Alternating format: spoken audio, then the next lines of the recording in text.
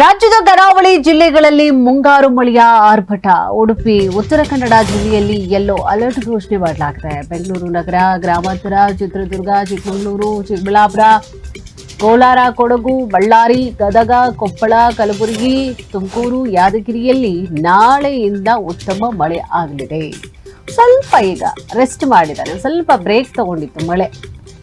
ಬಲರಾಯ ಒಂದು ಸ್ವಲ್ಪ ಈಗಾಗಲೇ ಬಿಡುವಿನಲ್ಲಿ ಇದ್ದಾನೆ, ಒಂದು ಸ್ವಲ್ಪ ಟೈಮ್ ಪಾಸ್ ಮಾಡ್ತಾ ಇರಬಹುದು. ಈಗ ಸೊ ಯಾವಾಗಲೂ ಮಳೆ ಆಗ್ತಾ ಇದ್ರೆ ಅವ್ರಿಗೂ ಕೂಡ ಒಂದು ಸ್ವಲ್ಪ ಬೇಸರ ಆಗಿರುತ್ತೆ. ನಮಗಂತೂ ದಿನಾ ಮಳೆ ಆಗ್ತಾ ಇದ್ರೆ ಮಳೆ ಇಷ್ಟನೇ, ಎಲ್ರಿಗೂ ಮಳೆ ಇಷ್ಟನೇ, ಯಾರಿಗೂ ಮಳೆ ಇಷ್ಟ ಇಲ್ಲ ಹೇಳಿ. ಆ ಮಳೆಯಲ್ಲಿ ಆರಾಮಾಗಿ ಕೂತ್ಕೊಂಡು ಮನೆ ಒಳಗಡೆ ಬಜ್ಜಿ ಬೋಂಡ, ಬಿಸಿ ಬಿಸಿ ಕಾಫಿ ಟೀ ಕುಡಿತಾ ಇದ್ರೆ ನೋಡ್ತಾ ಇದ್ದೆ. ಮಳೆ ಬರ್ತಾ ಇದೆ ಆಚೆ ಅಂದರೆ ಎಷ್ಟು ನೆಮ್ಮದಿಯಾಗಿ ನಿದ್ದೆ ಬರುತ್ತೆ ಅಂದರೆ ಮಳೆ ಎಲ್ರಿಗೂ ಇಷ್ಟ. ರೈತ ಅಂತೂ ಹಿಗ್ಗಿ ಹೀರೆಕಾಯಿ ಹಾಕ್ತಾರೆ ಅಂತಾರಲ್ಲ, ಸೊ ಹಾಗೆ ಎಲ್ರಿಗೂ ಕೂಡ ಖುಷಿ ಆಗುತ್ತೆ. ಬೆಳೆ ಬೆಳೀಲಿಕ್ಕೆ ಇರ್ಬೋದು ಅಥವಾ ಫಸಲು ಚೆನ್ನಾಗಾಗತ್ತೆ, ವಾತಾವರಣ ಚೆನ್ನಾಗಿರುತ್ತೆ.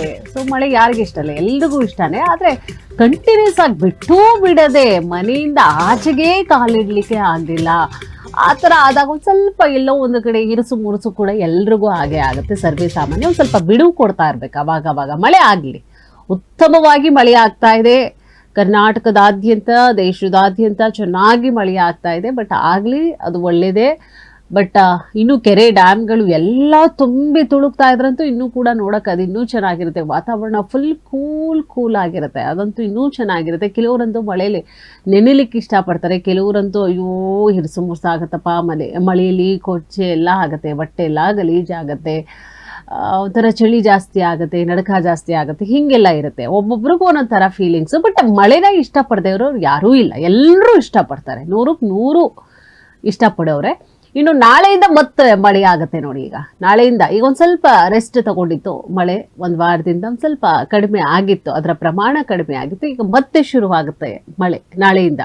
ರಾಜ್ಯ ಹವಾಮಾನ ಇಲಾಖೆ ಈಗಾಗಲೇ ಮುನ್ಸೂಚನೆಯನ್ನು ಕೂಡ ಕೊಟ್ಟಿದೆ. ಜೊತೆಗೆ ಕೆಲವೊಂದು ಭಾಗಗಳಲ್ಲಿ ಈಗಾಗಲೇ ಯೆಲ್ಲೋ ಅಲರ್ಟನ್ನು ಕೂಡ ಘೋಷಣೆ ಮಾಡಲಾಗಿದೆ. ಅದರಲ್ಲೂ ಕೂಡ ಕರಾವಳಿ ಜಿಲ್ಲೆಗಳಲ್ಲಿ ಕೇಳಬೇಕಾ, ಸಮುದ್ರ ತೀರ ಕಾಲಿಡಕ್ಕೆ ಬಿಡೋಲ್ಲ ಅಲ್ಲಿನ ಜಿಲ್ಲಾಡಳಿತ. ಮೀನುಗಾರರು ಏನಿರ್ತಾರೆ ಅವರನ್ನು ಹೋಗಬೇಡಿ ಸಮುದ್ರ ತೀರಗಳ ಕಡೆಗೆ, ಜೊತೆಗೆ ಅಲ್ಲಿ ಏನು ವಾಸ ಮಾಡ್ತಾ ಇರ್ತೀರಿ ಅವರು ಒಂದು ಸ್ವಲ್ಪ ಬೇರೆ ಕಡೆಗೆ ಶಿಫ್ಟ್ ಆಗಿಬಿಡಿ. ಈ ಸಂದರ್ಭದಲ್ಲಿ ಅಕ್ಕಪಕ್ಕದಲ್ಲಿ ಇರುವಂಥವ್ರು ಏನಿರ್ತಾರೆ, ಮನೆಗಳ ಮಾಡ್ಕೊಂಡಿರುವಂಥದ್ದು, ರೆಸಾರ್ಟ್ಗಳು, ಮತ್ತೊಂದು ಇರುತ್ತಲ್ಲ, ಒಟ್ಟಿನಲ್ಲಿ ಯಾರೂ ಇರಬೇಡಿ ಅಲ್ಲಿ ಜಾಸ್ತಿಯಾಗಿ. ಯಾಕೆಂದರೆ ಅಲ್ಲಿ ಅಬ್ಬರ ಜಾಸ್ತಿ ಇರುತ್ತೆ.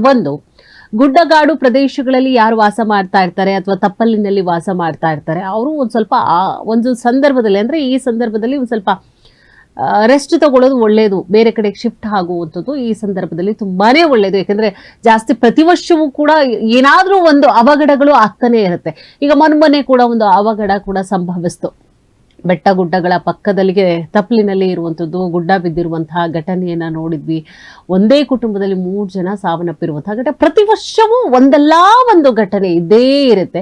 ಸೊ ತುಂಬ ಕೇರ್ಫುಲ್ ಆಗಿರಬೇಕಾಗುತ್ತೆ. ಜೊತೆಗೆ ಇನ್ನು ಉಡುಪಿ, ಉತ್ತರ ಕನ್ನಡ ಜಿಲ್ಲೆಯಲ್ಲಿ ಈಗಾಗಲೇ ಯೆಲ್ಲೋ ಅಲರ್ಟಲ್ಲಿ, ಈ ಯೆಲ್ಲೋ ರೆಡ್ಡು ಯಾವಾಗಲೂ ಇದ್ದೇ ಇರುತ್ತೆ. ಉಡುಪಿ, ಉತ್ತರ ಕನ್ನಡ ಈ ಕರಾವಳಿ ಭಾಗಗಳಲ್ಲಿ ಏನಿದೆ, ಸೊ ದಕ್ಷಿಣ ಕನ್ನಡ ಜಿಲ್ಲೆಗಳಲ್ಲಿ ಇದ್ದೇ ಇರುತ್ತೆ ಯಾವಾಗಲೂ ಯೆಲ್ಲೋ ಅಲರ್ಟ್ ಫಿಕ್ಸಲ್ಲಿ. ಇನ್ನು ಬೆಂಗಳೂರು ನಗರ, ಗ್ರಾಮಾಂತರ, ಚಿತ್ರದುರ್ಗ, ಚಿಕ್ಕಮಗಳೂರು, ಚಿಕ್ಕಬಳ್ಳಾಪುರ, ಕೋಲಾರ, ಕೊಡಗು, ಬಳ್ಳಾರಿ, ಗದಗ, ಕೊಪ್ಪಳ, ಕಲಬುರಗಿ, ತುಮಕೂರು, ಯಾದಗಿರಿಯಲ್ಲಿ ನೋಡಿ ನಾಳೆಯಿಂದ ಉತ್ತಮವಾದಂಥ ಮಳೆ ಆಗುತ್ತೆ ಅಂತ ರಾಜ್ಯ ಹವಾಮಾನ ಇಲಾಖೆ ಮುನ್ಸೂಚನೆ ಕೊಟ್ಟಿದೆ.